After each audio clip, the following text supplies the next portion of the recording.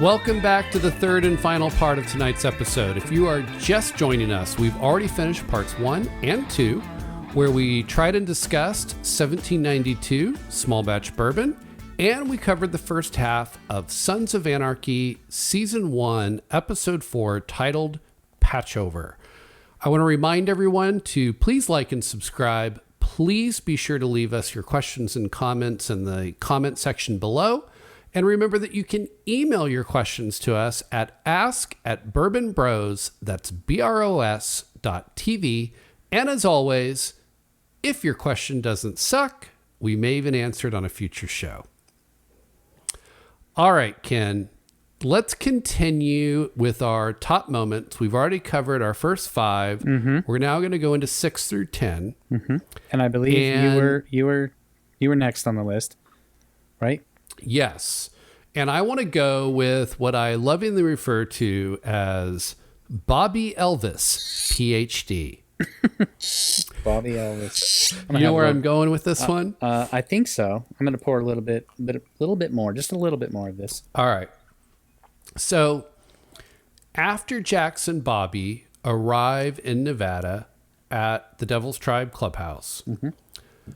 I think Jax kind of breaks the news to Jury that Clay is going to be on his way out, and Jury immediately knows Patchover. And so Jax and Bobby take a little break, and Bobby starts to kind of ask Jax, like, how's he doing? You all right, brother? Yeah. Why? It's checking in. You've been through a lot of shit in the last couple of weeks. But you see Bobby trying to understand where Jax's head is at. We've seen from prior episodes, and again, if you've been watching carefully, the times that Jax and Clay are kind of butting heads, you always see Bobby shooting a glance to Jax. Mm-hmm. Like, what are you doing? Right? And there's been these subtle glances and these looks between Clay and Bobby. And so you see Bobby kind of tell Jax, look, ever since your kid was born, you've been second guessing Clay every step of the way. And the rest of the club is picking up on this. And basically, like, it's not cool.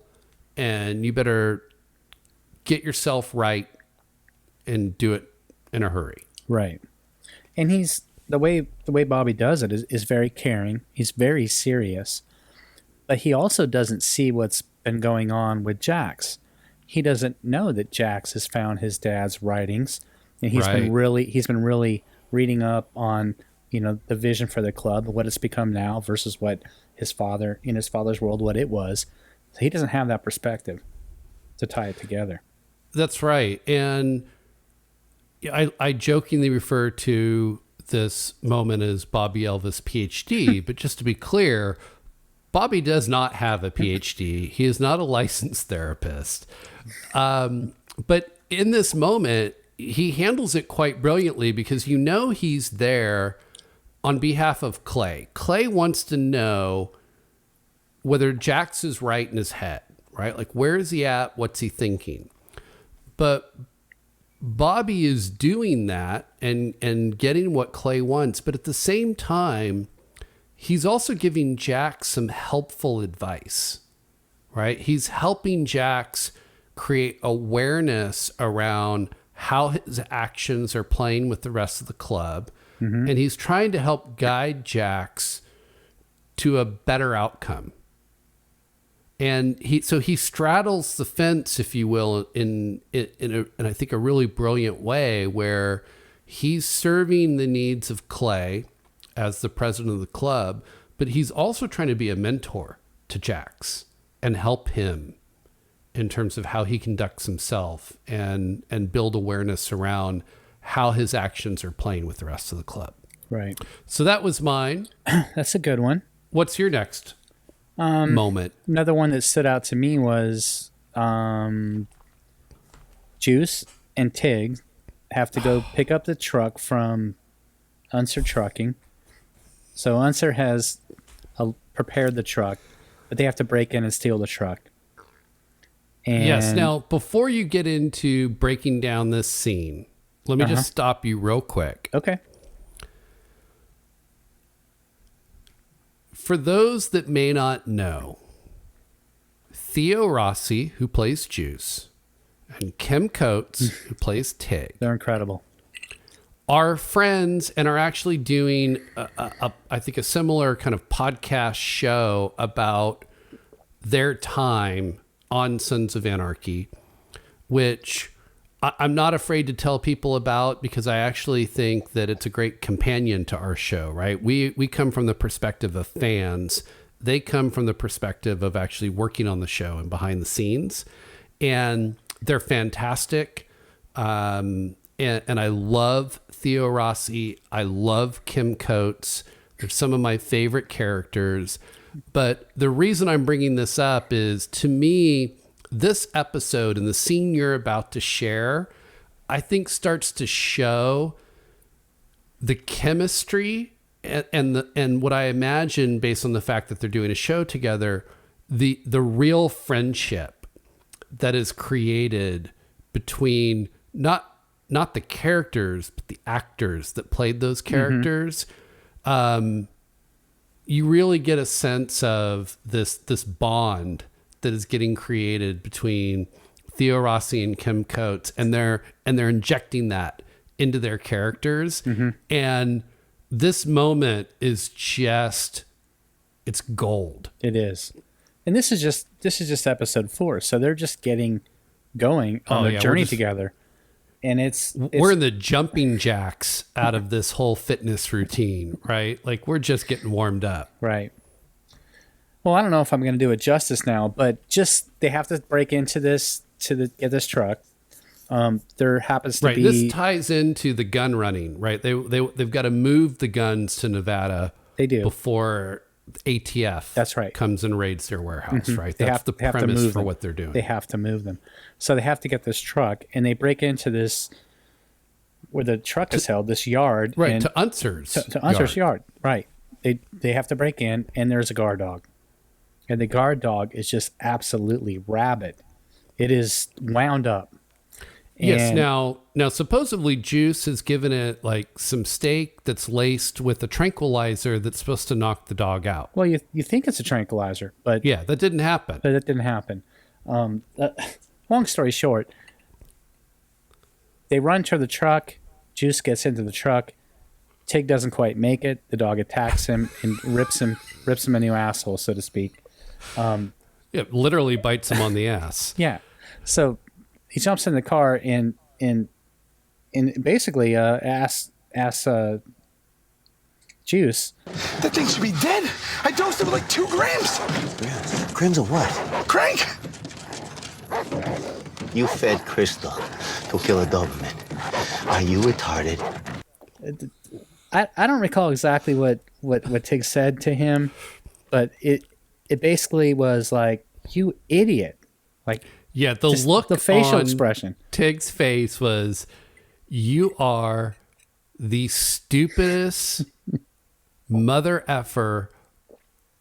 Like, why would that be what you go to?" Oh, fantastic. And So- Juice is oblivious. He has no idea why that was the wrong call. Right. Now, later he says something to the effect of, "You told me to drug the dog, but you didn't tell me what to give him." And again, He still Tig didn't said, get it. "I'm like, I shouldn't have to tell you You that." shouldn't have to tell him. And then, if you don't mind me kind of jumping on the coattails of this scene, I just want to add to it that a little bit later, you see them loading the guns right in the oil cans, and Juice is still like oblivious as to why Tig is upset, Yeah. right? And he's like, why are you so upset? And you remember what Tig said to Juice? What do you want? You want a bond? You want to get closer? Fine. What are you doing? I'm gonna dunk my balls in your mouth. You're gonna gag, I'm gonna laugh, we'll be best friends forever. Why do you got to be that way? Just And so Tig, like so in character for So Tig. Tig. Very well done. Good stuff. So what about you? What's next on your list? Well, I want to continue with Tig. Okay. Because this whole storyline of he and Juice having to go and load up the guns and move them to Nevada is a real point of contention for Tig. Because it means he's going to miss the patchover party. That's right. He doesn't want to miss that. He knows that the Devil's Tribe runs prostitutes, and like for Tig, this is in his wheelhouse, right? This is what he loves. So he knows that the party is going to be exactly like this is Disneyland for him. And Clay breaks the news. Sorry, you're not going to be able to go because you need to run the guns, right? And this is where we referenced earlier that he said, have the prospect do it. And Clay says, what prospect? Right. So now this is what makes that whole scene with Juice and Juice giving meth to the dog. It's salt in the wound, right? Like Tig doesn't already want to be there. Now you add insult to injury with the dog bite on his ass, and he's just pissed. Mm-hmm. And you see him finally arrive in Nevada. He and Juice walk in. It's the next morning, and you see evidence of the most outrageous party, right? And so he's literally sulking. He is. And then later, a few scenes later, as he's just sitting there sulking, and you see, and Clay, I think, even references it, and then he basically tells Tig that he needs to stick around and help out the Devil's Tribe. At first, let me stop you though, because at first he walks in and sees this, Jonestown the morning after.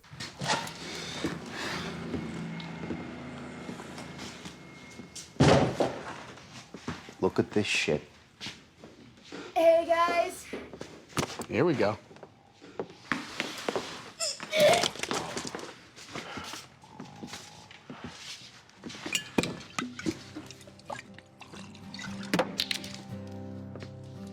But he looked at everyone and said, I hate you. I hate all of you. Because he knows. He knows. Right? So he missed out. They had a great time, and he missed it. Mm-hmm.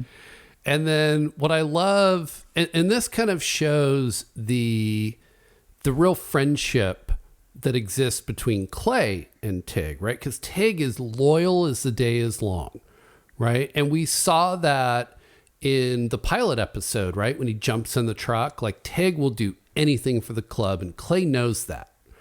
And so at the end, Clay does Tig a solid. Oh, I got some helpers for you. No. Really? Oh, I love you. I know you don't deserve it. I love all of you. Yes, I do. I love all of you. Come on. 1, 2, 3. Come on. Just the way he acted that scene out was funny. I agree. Good one. All right, you're up next. Well, I think there was a moment while they were waiting for Clay to arrive where Jax decides to take a little trip to clear his head, I believe he said. And he ends up searching for a location that was described in his father's journals. Do you remember that? Yes, Jackson's journal. Mm-hmm.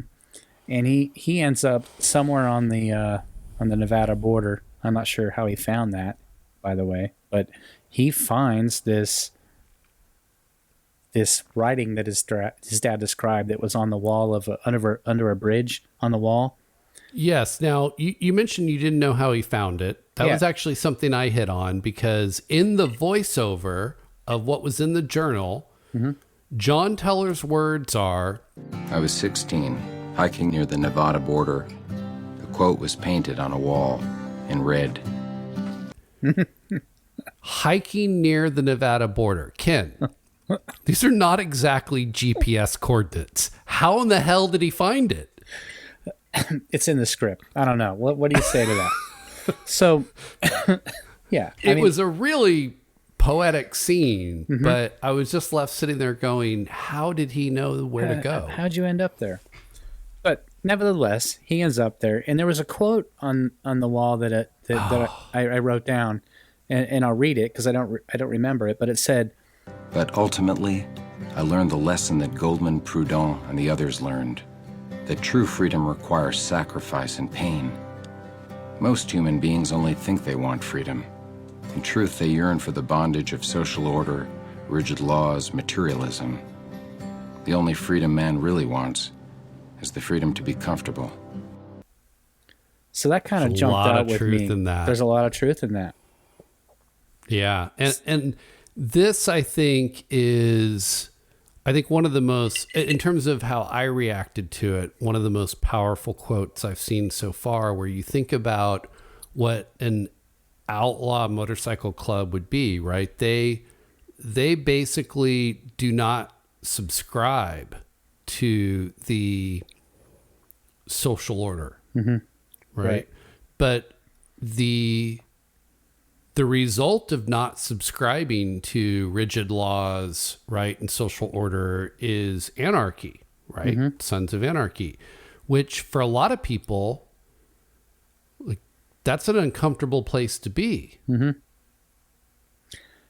It's kind of fitting with what's going on in current times. I mean, I won't go into detail, but it jumped out at me. It was Jack's doing some soul searching, again, exploring and trying to get in touch with his dad's writing and what was really meant, the club was really meant to be. So yeah, and I think every quote has had some real meaning. This was the first quote that you feel a little like kick in the gut, like a little of the wind got knocked out of you. Like that quote really impacts you.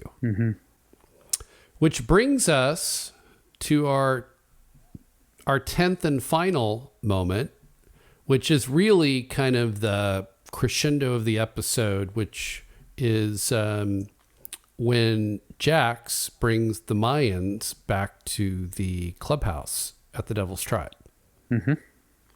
Now, if you remember, Jax basically created this scenario, right? He calls Clay and says, the Mayans are hot on my ass. I'm headed back to the clubhouse. Be ready. The reality is the Mayans don't even know he's there. Right? So he kicks over their bikes, revs his motor, right? Waits for them to run out, and then takes off and has the Mayans in hot pursuit. So my question to you is, did you pick up on why he did that? no, but that was a good catch. He called Clay and said they're hot on my ass, but yeah, they're going to be hot on his ass, but he's going to put this in motion. He's created this whole scenario, right? So the question is, why would he do that? Why would he draw them to where he's going? Exactly. And if you remember in some earlier scenes, Jax, again, kind of butting heads with Clay, but I think remembering what Bobby said, didn't push the issue. Clay was going to have everybody go home, and Jax is like, wait a minute, like, there's no one here. Like, you've just patched over a club, and you don't have any protection for them. There's no protection. And for Clay, it was like, they're going to have to learn to stand up for themselves. So I believe this was a way for Jax to create a scenario sooner than what would have happened, and to do it while Sam Crow was still there and able to help the Devil's Tribe defend themselves. So to provide protection, they created the need for protection. That's right. And so by having so many people there, right, you see the Mayans show up, they start firing into the clubhouse, and then they quickly realize, like, there are way more people on the Devil's Tribe side, right, than the Mayan side. And they see that Sam Crow's there, and ultimately the Mayans get run off. That's going to make the Mayans think twice about coming back. And that's exactly what I think Jax wanted. I think it was brilliant the way they did that. They sent half the club out across the street hiding so that they would become kind of flanked from a flank position as they're firing into the club. That's right. They start Get 'em getting from fired behind. from behind, and then they come out. They're in the middle. They had a split.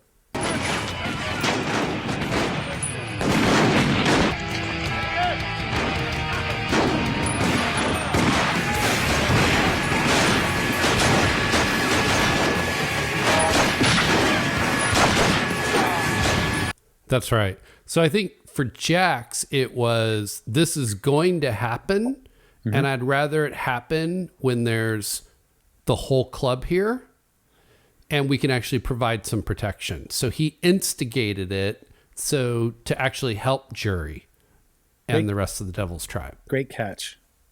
Because he is loyal to Jury because of the father's history and what they've done. That's right. That's right. And now this also scares the living shit out of Susie. Oh, totally. I mean, okay, did you catch that for some reason, creepy Agent Cohn's in town?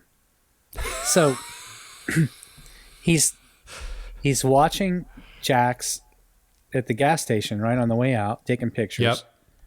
He shows up and is, out of view, but filming or taking pictures of the gunfire that erupts. And do you remember what Agent Cohn said? Yeah, he sees the whole shootout, right? With the mine, like just riding in, open fire, right? Sam Crow kind of ambushes. It is a full, like, gunfight, right? Like Western style gunfight in current civilized time. And Agent Cohn has never witnessed anything like this in his life and is watching all of this happen from afar. And you see this whole thing happen at the end. It cuts back to Agent Cohn. And he's just like, Jesus Christ. just completely shocked at what he's just witnessed. Just the way he said it. Yes. So, but you're right. Susie, she sees what's going on after that gun battle, and she realized she's got to hit the ripcord. Hard pass. Yeah, she's out of here. Hard she's pass. Out. Hard pass. I'm out. So she, calls her ex-boyfriend who comes to pick her up. That's the thing, right? And she's off. Is she's choosing someone that has beaten her over that. Mm-hmm. So I think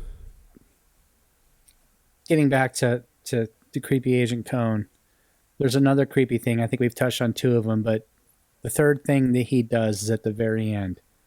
And Jax wants to get back to Charming to see his boy in the hospital. He shows up and he sees Tara. Tara's on shift, and he's seen in the NICU looking at his child. And yeah, he's happy, right? Big he's smile happy. at Tara, big smile at his kid. It's all great. Tara looks at him. She's intrigued by, his emotion. And she picks up an envelope that's been sent to her, and she pulls the photos out as the episode's closing out. And it's a picture of Jax with Susie.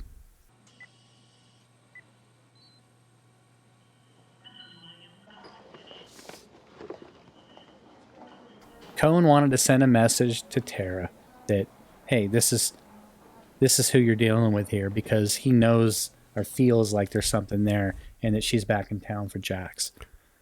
Right. He's trying to drive Tara away from Jax. Right. And that's how Right. that's how it ends. This guy is no good for you.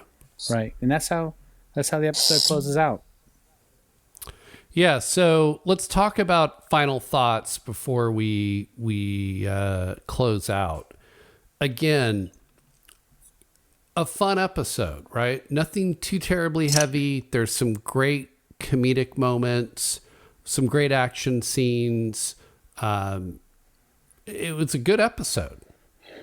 No, I agree completely. I'll just throw in there that I did my best not to partake in too much of the 1792, but I just poured a little bit more. That's going to be it for me. But that was really good. Last pour of the night. Yeah, last pour of the night. It's really good.